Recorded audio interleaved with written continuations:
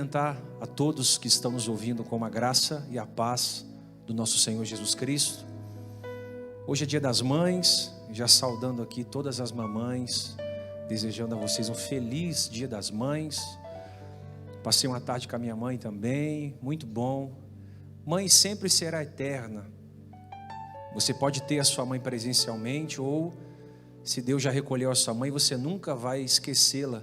Sempre vai estar vivo na sua memória. Mãe é insubstituível, é uma figura paterna, materna, coletiva, que faz o papel de nos proteger, de nos abraçar, de cuidar de nós. Feliz Dia das Mães a você que é mamãe e a você que está esperando aí um bebê também, tá bom? Você também que é cuidadora, feliz Dia das Mães, faz o papel de cuidado. Hoje é Santa Ceia, o Senhor colocou uma palavra ao meu coração. Eu queria que você abrisse a sua Bíblia no Evangelho segundo escreveu São Lucas, capítulo de número 15, versículo de número 11. Evangelho segundo escreveu São Lucas. Nós vamos ler o capítulo de número 15 e o versículo é o de número 11. É uma mensagem muito conhecida. Eu sou apaixonado por essa parábola, já preguei sobre esse texto várias outras vezes. E eu acredito que essa história é a nossa história. É a história de todos aqueles que foram alcançados pela graça e abraçados pelo Pai. Tiveram uma oportunidade de recomeço. Então quero que você abra comigo em Lucas capítulo 15, versículo de número 11. Nós vamos ler até o versículo de número 24. Diz assim, ó: Disse-lhes mais: certo homem tinha 2 filhos. O mais moço deles disse ao pai: Pai, dá-me a parte dos bens que me toca. Repartiu-lhes, pois, os haveres. Poucos dias depois, o filho mais moço, ajuntando tudo, partiu para um país distante. E ali desperdiçou os seus bens, vivendo dissolutamente. E havendo ele dissipado tudo, houve naquela terra uma grande fome, e começou a passar necessidades. Então foi encontrar-se a um dos cidadãos daquele país, o qual mandou para que os seus campos apacentar porcos. E desejava encher o estômago com as alfarrobas que os porcos comiam, e ninguém lhe dava nada. Caindo em si, disse: quantos empregados de meu pai têm abundância de pão, e eu aqui pereço de fome? Levantar-me-ei, irei ter com meu pai, e dir-lhe: Pai, pequei contra o céu e diante de ti, já não sou digno de ser chamado teu filho, trate-me como um dos teus empregados. Levantou-se, pois, e foi para o seu pai. Estando ele ainda longe, se viu, encheu de compaixão, correndo, lançou-se ao seu pescoço e o beijou. Disse-lhe o filho: Pai, pequei contra o céu e diante de ti, já não sou digno de ser chamado teu filho. Mas o pai disse aos seus servos: Trazei depressa a melhor roupa, vestilha, e pondo-lhe um anel no dedo e sandália nos pés. Trazei também o bezerro cevado e matai-o. Comamos e regozijemos, porque este meu filho estava morto e reviveu. Tinha se perdido e foi achado. E começaram a regozijar-se. Palavra da salvação. Hoje eu quero falar sobre o filho pródigo. Uma parábola muito comum, muito conhecida por todos nós. Existe um adágio popular que diz que o melhor tombo que a vida pode nos dar é quando cairmos em si. O melhor tombo que a vida pode nos dar é quando a gente cai em si. É quando a gente faz uma retrospectiva existencial. É quando a gente para e olha no espelho e consegue enxergar aquilo que nós nos tornamos. Quantos tombos a vida já te deu? Ou quantos tombos a vida vai precisar te dar para você parar e fazer essa autoanálise. Pois bem, vamos aqui analisar a história do filho pródigo. A história vai contar a memória de uma família. São 3 personagens citados nessa parábola: o pai, o filho mais novo e o filho mais velho. Um dia o filho mais novo, ele tomou a iniciativa de se aproximar do seu pai e pedir ao pai a parte que lhe convinha da herança. Eu acredito que a própria Bíblia diz que ele era o filho mais novo, deveria ter entre 18 e 20 anos. Todo garoto de 18 anos, e eu já tive 18 anos um dia, mas todo garoto de 18 anos, que acabou de sair da pré-adolescência, ele acredita saber de tudo. Todo garoto que tem 18 anos, ele acredita que já sabe de tudo, que tem muita experiência, que tem muita inteligência, que já é dono do seu próprio nariz, que já sabe fazer gestão da sua própria vida, que já sabe cuidar de si sozinho, que já não precisa mais aprender com ninguém, que ninguém mais se mete na minha vida. Afinal de contas, eu sou maior de idade e eu já sei fazer gestão de mim mesmo. Eu acredito que esse garoto, quando ele completa uma certa idade, ele acha que ele já sabe fazer gestão da sua própria vida. Logo, achou que poderia viver a sua vida longe do pai, longe do irmão, longe da sua própria família. Talvez na sua mente, por vários dias consecutivos, ele deve ter pensado: a casa do meu pai está chato demais ficar aqui. Na casa do pai tem responsabilidade. Na casa do pai tem regras, tem rotina, tem compromisso. Na casa do pai tem prestação de contas. Na casa do pai tem trabalho. E eu quero viver a minha liberdade. Eu quero usufruir da minha liberdade. Então, eu quero conhecer o mundo. Eu quero conhecer a vida. Eu quero ser dono do meu próprio nariz. O texto diz que ele chega ao seu pai e pede a parte que lhe convinha da herança.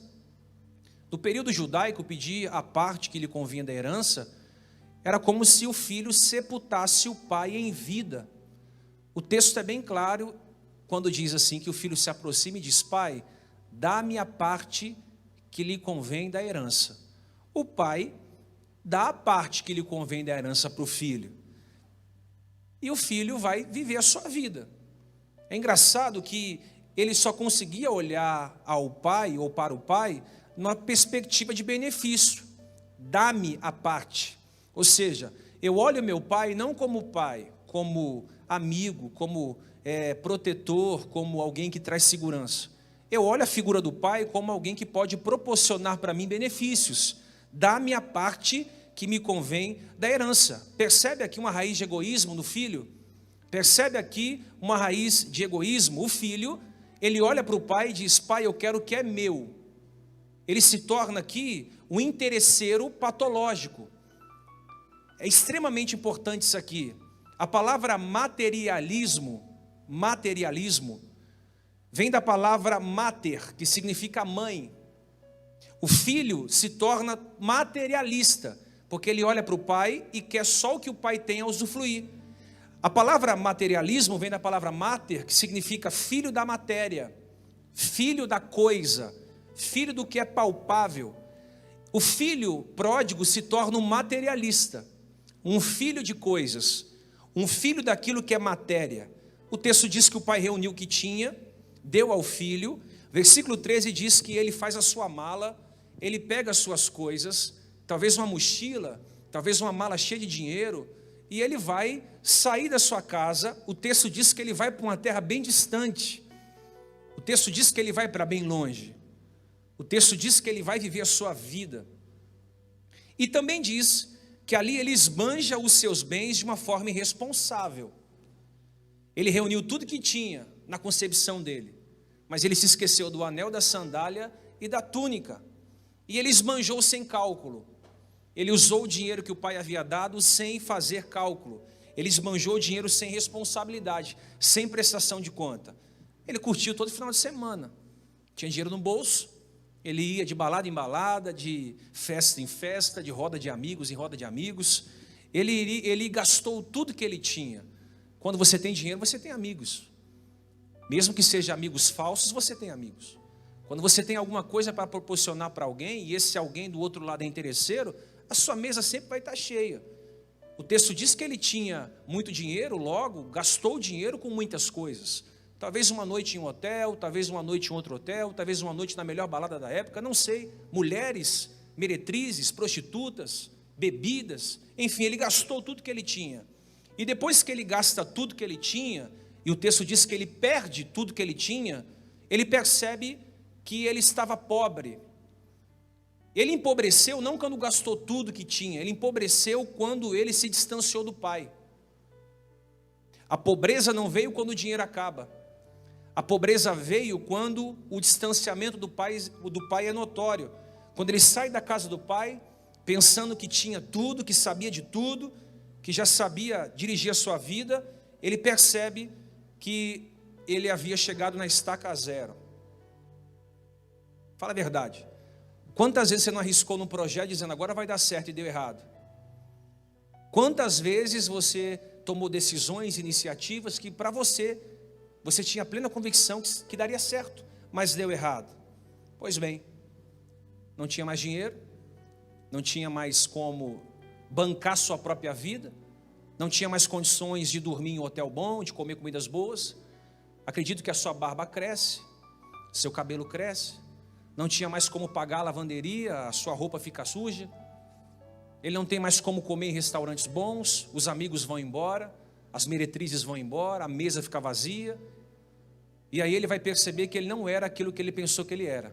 Põe a mão no bolso, não tinha mais dinheiro, não tinha mais moeda, ele percebe que ele havia chegado no fundo do poço, no ápice de sua dor, ele vai procurar uma fazenda para ali pedir comida e trabalho. No ápice de sua dor, ele percebe que não tem mais ninguém ao seu lado. E aí, o dono da fazenda coloca ele para cuidar dos porcos. Já pensou um judeu cuidando de porcos? Era o trabalho mais humilhante que havia. Ele vai cuidar dos porcos e no chiqueiro, ele deseja da comida dos porcos. Ele sente fome. Ele sente fome. Ele sente necessidade de comida. Mas o texto diz que ninguém lhe dava nada. Ali no chiqueiro, quando ele olha para os porcos, parece que os porcos começaram a pregar a ele. Quando ele olha para os porcos, ele faz uma análise da sua vida. Parece que ele para e olha na retrospectiva da vida, olha para trás e percebe que era hora de fazer uma análise sincera e madura da onde ele estava. No chiqueiro, na vergonha, na humilhação, no sofrimento. Ele deseja comer, encher o seu estômago com as alfarrobas, diz versículo 16, mas ninguém lhe dava nada, nem emprego, nem comida, nem chuveiro quente, nem uma cama confortável para dormir. Literalmente ninguém o ajudou. Ele sentiu desprezo, ele se sentiu deixado em segundo plano. Mas no ápice da sua dor, a parte mais significativa desse texto é que quando ele está no chiqueiro, ele cai em si. No chiqueiro, ele percebe que ele não sabia fazer gestão da sua própria vida. No chiqueiro, ele percebe que ele não era aquilo que ele pensou ser. No chiqueiro, ele se encontra consigo mesmo. Era como se o homem interior se encontrasse com o homem exterior e apresentasse para ele quem ele havia se tornado. Ele cai em si. E ele percebe que foi um mau gestor, tinha muito dinheiro, não soube fazer gestão, perdeu o dinheiro. Ele percebe que todas as amizades que ele construiu foram amizades líquidas, não foram duradouras, não foram perenes, não foram constantes, foram amizades de boteco, de churrasco, de cerveja na mesa, foram amizades transitórias, frágeis, quebráveis. Ele percebe que o pai era importante, ele percebe o quão importante era estar na casa do seu pai. Ele pensou saber de tudo, mas aí no chiqueiro ele percebe que a sua vida havia chegado no extremo, no limite, e no chiqueiro ele se encontra consigo. Pois bem, eu narrei a história para você do filho pródigo. Agora vamos extrair alguns saberes desse texto. E o primeiro saber que é importante nós compartilharmos é que na dor aprendemos a valorizar o que antes não valorizávamos. na dor, aprendemos a valorizar aquilo que outrora nós não valorizarmos. O texto diz que ele desejou comer das alforrobas dos porcos, mas ninguém lhe dava nada. Ninguém lhe estendeu a mão. Ninguém lhe foi compassivo. Ninguém lhe foi bom. Não teve um samaritano ali para ajudá-lo. Ou seja, no ápice da sua dor, ele aprendeu a valorizar o que antes ele não valorizava. Ele tinha muito, mas não valorizou muito. Ele tinha dinheiro, mas não foi um bom economista para poupar o dinheiro. Ele não foi inteligente, logo perdeu o que tinha, porque ninguém lhe dava nada, porque ninguém lhe ajudou, porque ninguém lhe serviu, porque ele precisava passar por aquilo. Quanta gente sofrendo, porque não soube valorizar o que tinha. Quantas pessoas que no tempo das vacas gordas, das espigas cheias, não soube fazer uma gestão financeira, gastou mais do que podia gastar, tomou dinheiro emprestado, usou o limite, o dinheiro veio, mas você não soube fazer gestão. Logo, no tempo da crise, você se encontrou com a escassez. Quanta gente sofrendo porque tinha tudo e hoje não tem nada. Quanta gente sofrendo que outrora teve muito, hoje tem pouco. Talvez você já teve um bom emprego, mas por não valorizar o bom emprego, perdeu. Talvez você teve uma boa família, uma esposa sábia, um marido prudente, mas não soube valorizar, perdeu. Talvez você teve bons amigos, mas não soube ser amigo também, perdeu. Talvez você esteve já em uma boa igreja, mas por uma discórdia, um conflito, você acabou saindo dela. Talvez você teve uma boa casa, mas por não saber fazer gestão do seu lar, perdeu a casa, perdeu o lar. Quanta gente nessa quarentena, que um dia teve muito, hoje está vendo que tem pouco. Talvez você está passando pela dor hoje, para você aprender a dar valor a coisas que outrora você não dava valor. É necessário passar pela dor para aprendermos a valorizar, não as coisas, mas o valor que as coisas têm. Existem coisas que têm preço, outras têm valor. Quem não valoriza o que tem, acaba perdendo o que tem. Eu quero que você grave essa frase: quem não valoriza o que tem, acaba perdendo o que tem. Às vezes, o marido só consegue ver a significância da esposa quando ela dá um grito pedindo a carta de alforria, querendo divórcio. A esposa está cansada de apanhar, e às vezes o apanhar não é só agressão física, é agressão verbal.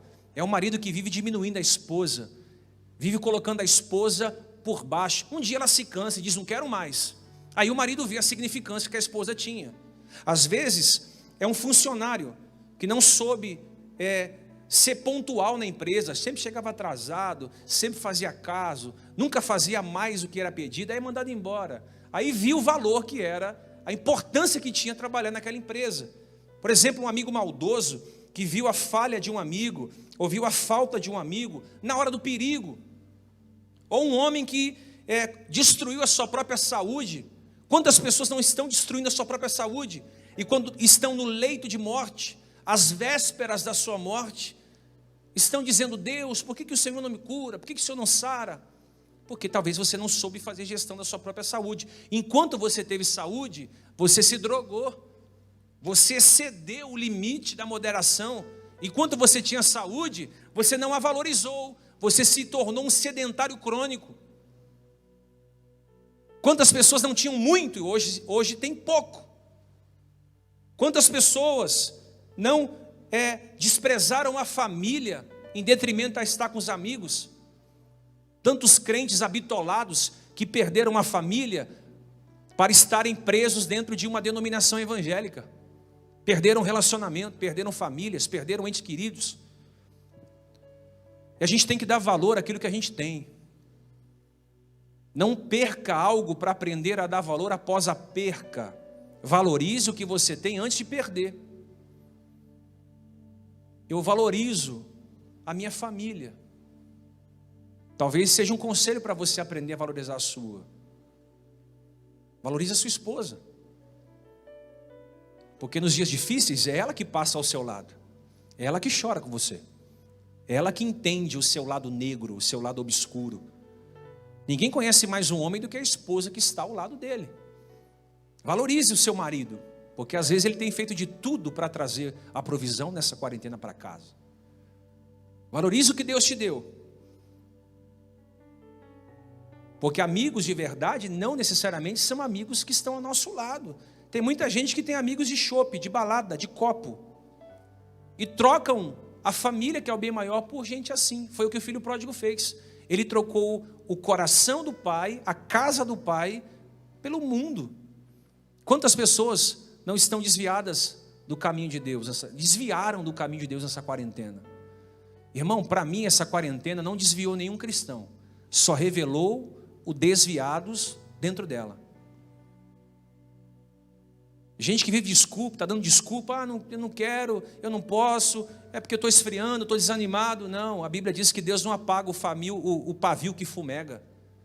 Você pode ter pouca força, mas você nunca pode deixar de cultuar a Deus, de servi-lo, de buscá-lo, de adorá-lo. Valorize aquilo que você tem, porque se você não valorizar aquilo que você tem, você pode perder. Você pode chegar no chiqueiro, e diante do chiqueiro, você vê que coisas importantes você talvez tratou como insignificantes. Muita gente me liga dizendo, pô, meu casamento terminou, eu estou brigando todos os dias com a minha esposa, não aguento mais a guerra aqui em casa. É claro, vocês vão brigar sempre se vocês se tratarem como animais.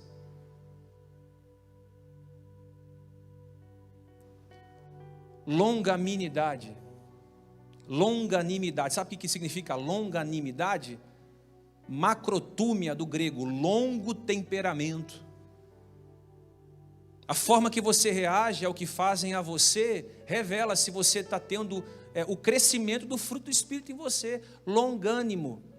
Irmão, nós temos que ter muita paciência e longanimidade nessa quarentena. Ninguém sabe quem está falando a verdade. Você não consegue mais confiar em ninguém. Você não confia em político. Você não confia nos jornais. Você não confia em programas de televisão. Você não confia nos noticiários. Você não pode confiar em nada que os seus olhos veem. Nada daquilo que os seus ouvidos escutam você pode confiar. Estamos vivendo em um tempo de incerteza, de dúvidas. Estamos vivendo um tempo onde nós precisamos desenvolver paciência. Porque se a gente não desenvolver paciência, o pavio que é curto, explode. Por isso que a gente precisa valorizar algumas coisas, entre elas a família. Então você quer ter um futuro diferente? Mude as suas sementes. Você quer ter um futuro diferente?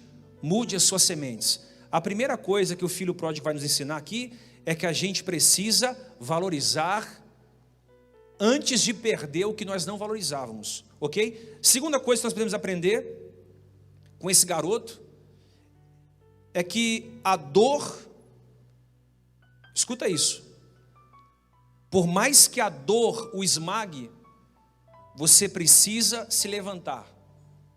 Irmão, você acha que é fácil um dia você ter tudo, um dia você ter comida, roupa lavada, dinheiro, carro, trabalho, família, e outro dia você não ter nada? Imagina a dor desse moleque, imagina a dor desse garoto. Mas em detrimento da dor que ele estava sentindo, a dor estava o esmagando. Em detrimento da dor o esmagá-lo, ele precisou se levantar. Eu vou te dar um conselho. Por mais que esteja doendo em você, ou que exista algo que está te esmagando, você precisa se levantar. Você precisa vencer a inércia. Você precisa vencer isso que está tentando te vencer. Não permita que situações esmaguem você. Olha o que o texto diz, que quando ele chega no chiqueiro e os porcos pregam a ele, ele cai em si.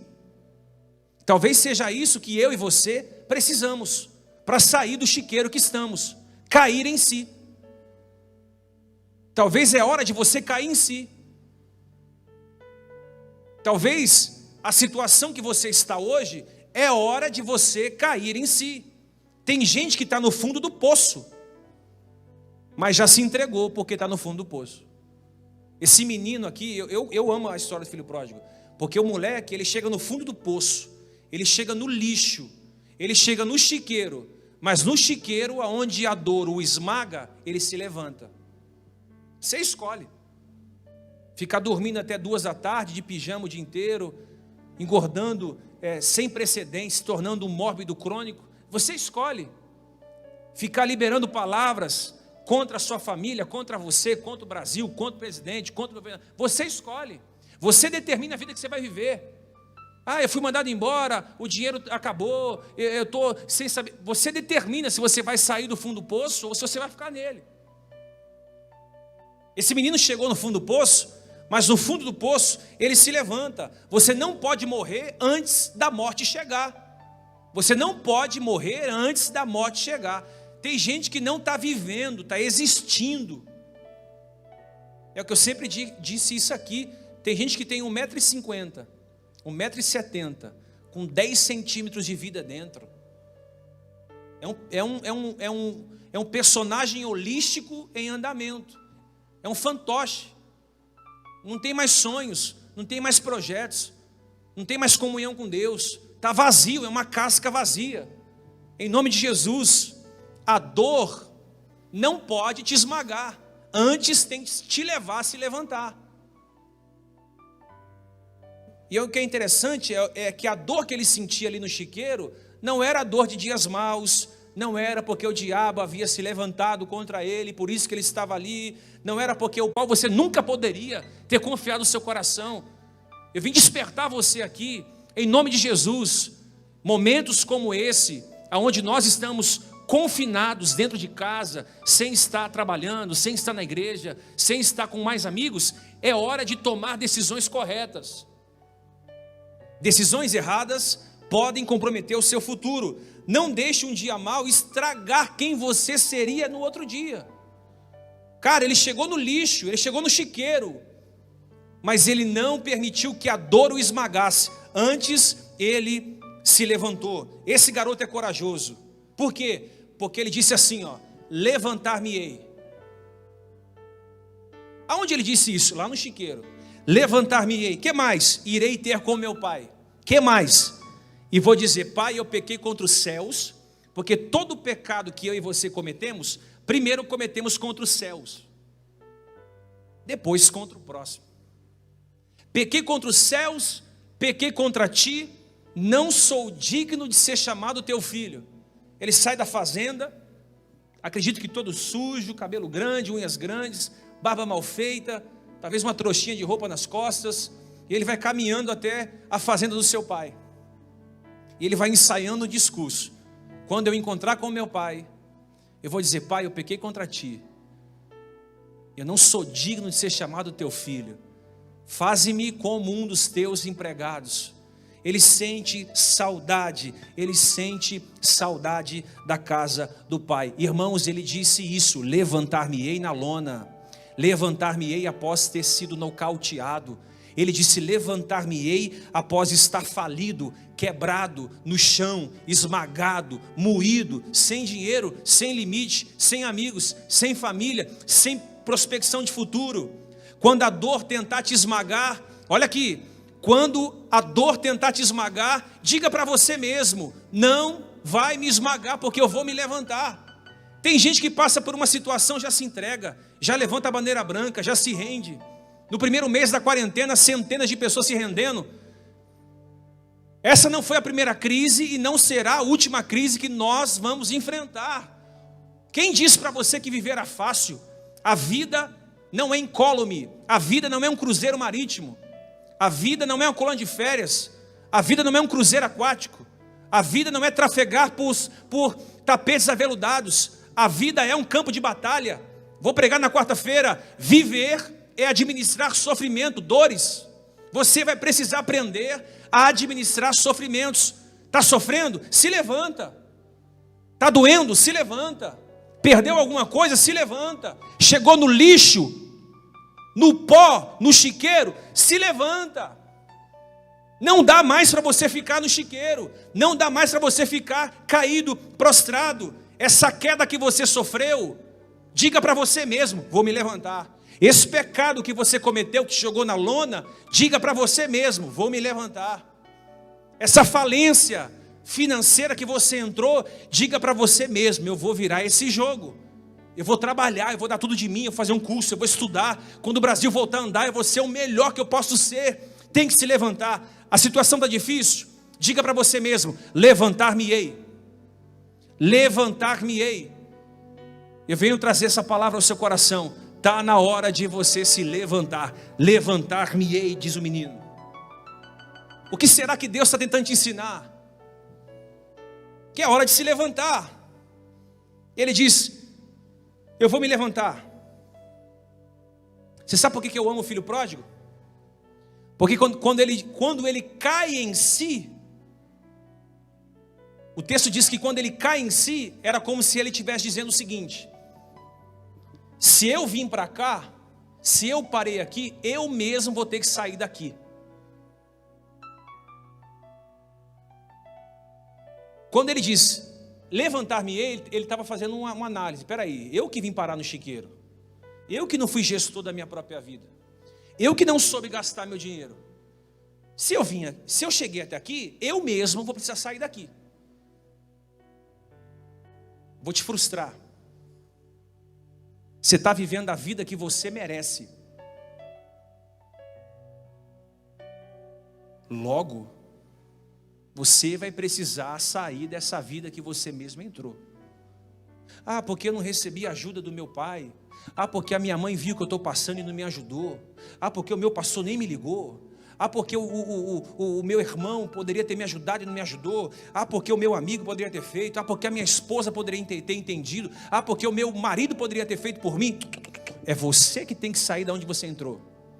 Eu amo esse garoto, sabe por quê? Porque ele chegou no chiqueiro com as suas próprias pernas, tomando as suas próprias decisões, e ele mesmo decidiu sair da onde ele chegou. Quem vai resolver a sua vida é você, a partir das suas decisões. Você é responsável por você mesmo. Por isso que Paulo diz a Timóteo: cuide de si. Ou seja, eu vou ter que dar conta de mim mesmo a Deus. Cada um vai dar conta de si a Deus.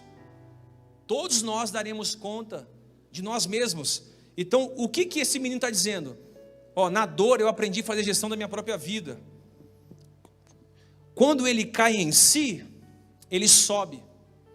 Quando ele cai em si, ele levanta. Pastor, eu estou vivendo uma vida sentimental destruída. A minha vida sentimental está destruída. Ok. Talvez você está vendo uma vida sentimental destruída porque você não ouviu o conselho de ninguém. Isso aqui ficou provado para mim. Tem gente que está vivendo uma vida sentimental destruída porque não escuta conselho. Pai dá conselho, mãe dá conselho, pastor dá conselho, irmão dá conselho. Às vezes a sogra diz: meu filho, não é para você. Não escuta. Depois de 2, 3 anos a vida está destruída. Quem é que vai tirar dessa? Você tem que sair disso. Depois que o leite está derramado, é você que tem que limpar. Pastor, o limite do cheque especial estourado. Vai ter que trabalhar para cobrir o limite. Vai ter que trabalhar para virar o jogo. Não dá para tentar achar um culpado. Aquele cara que foi mandado embora do trabalho, na quarentena, aí está questionando, está apedrejando os céus. Deus, por que o Senhor permitiu eu ser mandado embora? Por que o Senhor permitiu a porta se fechar? Você foi um funcionário negligente o ano todo.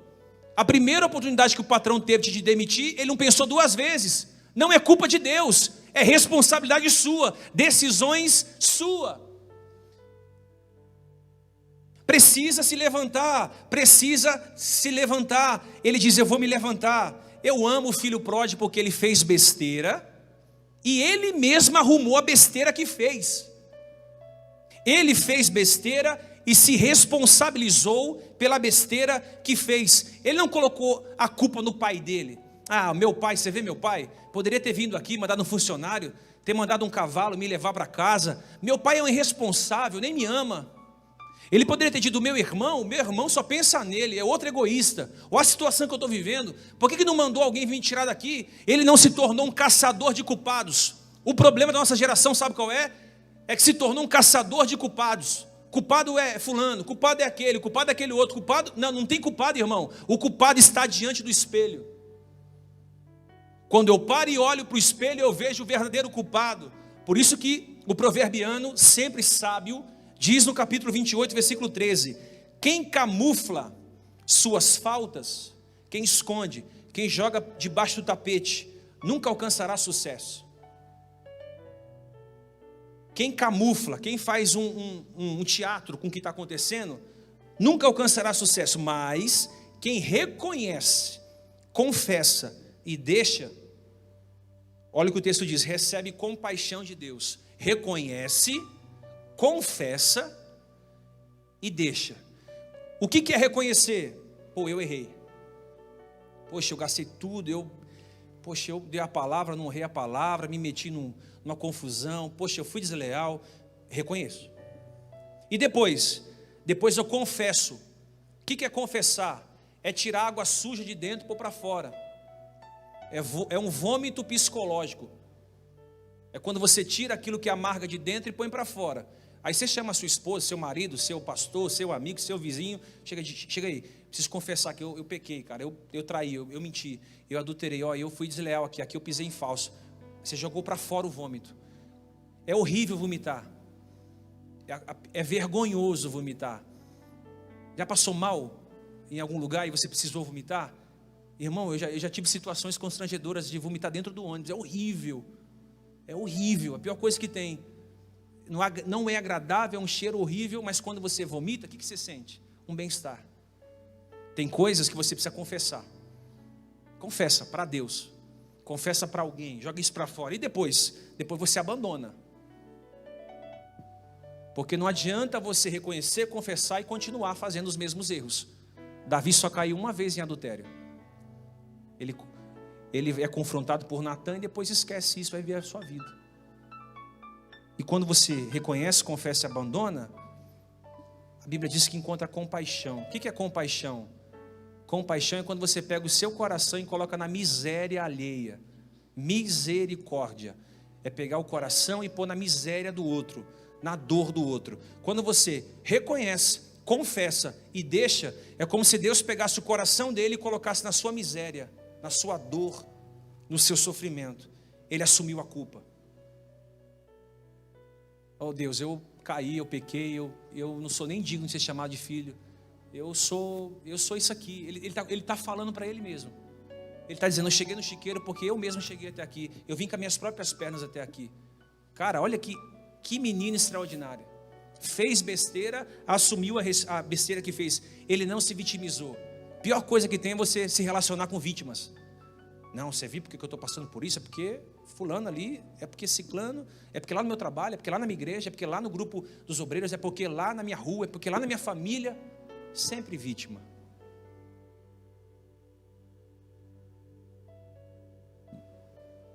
E o caminho de volta é um caminho de honra.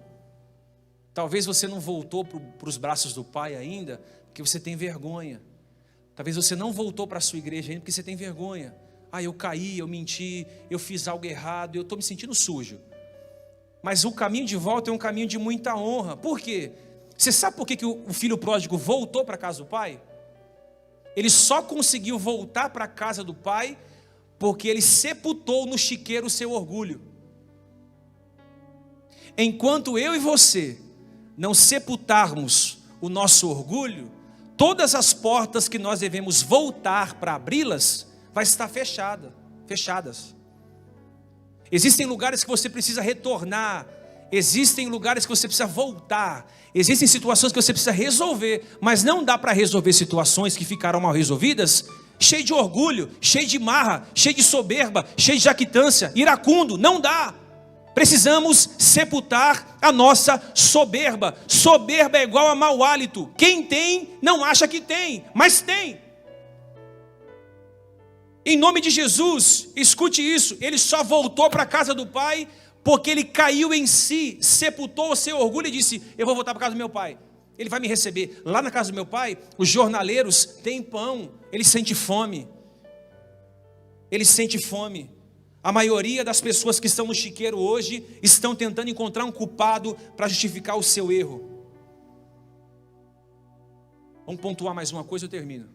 Ele pensou que poderia curtir a sua liberdade sem consequências. maioria de nós ainda acredita que dá para usufruir liberdade sem consequência. Tem gente que não está crescendo na vida como deveria crescer. Tem 40 anos, 50 anos e é um eterno jovem. Só faz besteira. Só toma decisões erradas.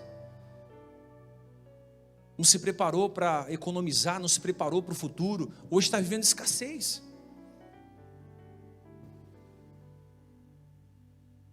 Ele está voltando. O texto da Bíblia é muito claro. Eu quero ler para vocês. Porque olha o que a Bíblia diz. Caindo em si, ele disse: o meu pai tem muitos empregados, eu aqui passando fome? Eu me porei a caminho e voltarei. Por que voltou? Porque sepultou o orgulho. Talvez você não voltou porque você é orgulhoso. Deus está tratando o nosso orgulho hoje. Ele diz: vou voltar. Versículo 19: e vou dizer, não sou digno de ser chamado teu filho, trate-me como uns dos teus empregados. A versão grega aqui, empregados, era como se o filho estivesse dizendo o seguinte: vou voltar para a casa do meu pai, mas eu quero que ele me receba como um chapa. Já viu, você já andou na Marginal Tietê, na Ayrton Senna? Sempre tem aqueles, na encosta da rodovia, aquelas pessoas com as placas nas mãos dizendo chapa. O que é um chapa? É um trabalhador que trabalha por um dia para receber uma recompensa diária. Por exemplo, vai descarregar esse caminhão aqui, vou te pagar R$100. Aí o cara descarrega o caminhão o dia inteiro, no final do dia ele recebe R$100. É um chapa. O grego aqui dá essa mesma conotação. Ele diz: eu vou voltar para casa do meu pai, mas eu já não me considero como filho. Se ele me receber como um ajudante geral, um chapa, tá bom. Ele está vindo. Ele está retornando.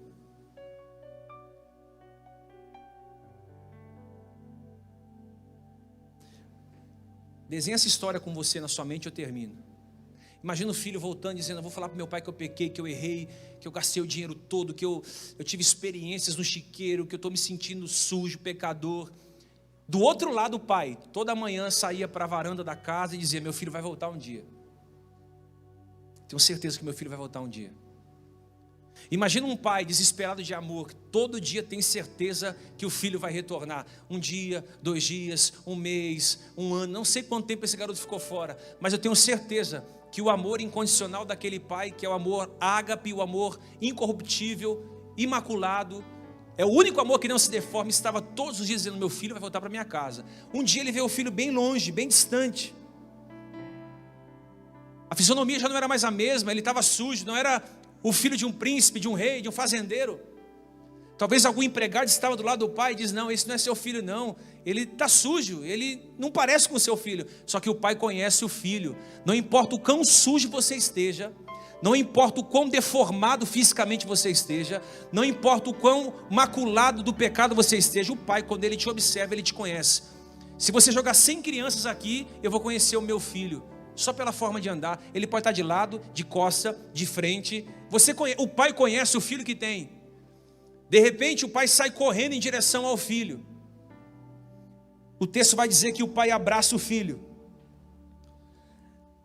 E o filho vai recitar o sermão que ele aprendeu lá no chiqueiro.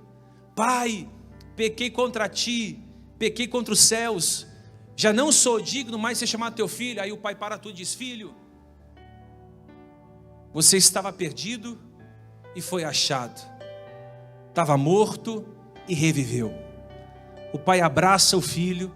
O texto vai dizer que o pai começa a beijar o seu filho. O texto diz que o pai pede para trazer um novilho gordo, para matar, para fazer uma grande festa, porque aquele filho que caiu em si, que sepultou o orgulho, que teve experiências no chiqueiro, que não procurou um culpado para transferir as suas mazelas, responsabilizou-se pelos seus atos, disse: eu vou voltar para a casa do pai, eu vou recomeçar de novo, eu vou ser um filho melhor, eu vou trabalhar lá na fazenda, lá em qualquer lugar. Você viu meu pai? O pai disse: não, filho, vem para cá, você estava morto, reviveu, estava perdido e foi achado. Vamos trazer aqui para ele um anel, vamos devolver a autoridade dele, vamos trazer aqui uma sandália, vamos tirar ele da vergonha, vamos vesti-lo com uma túnica, vamos devolver a realeza. E o pai devolve ao filho aquilo que era de direito dele.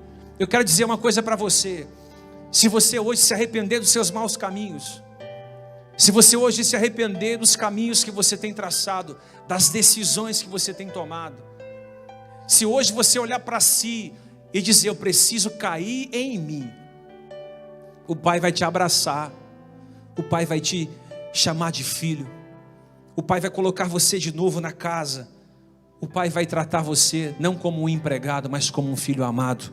Quantas pessoas não estão me ouvindo aí hoje, que estão distantes da casa do Pai? Ah, bispo, mas o templo está fechado. Mas a casa do Pai somos eu e você. O Espírito Santo, Ele visita o templo. Em mim Ele habita, em mim Ele mora. Ele tem comunhão comigo, eu tenho comunhão com Ele. Ele tem saudade de você, Ele tem desejo de você. Ele sente saudade quando você orava, de quando você colocava canções na sua casa, salmodiava o Senhor. Ele tem saudade quando você ia até Ele, não para pedir alguma coisa, mas porque o amava de verdade, você queria relacionamento com Deus. Meu pedido hoje é para que você...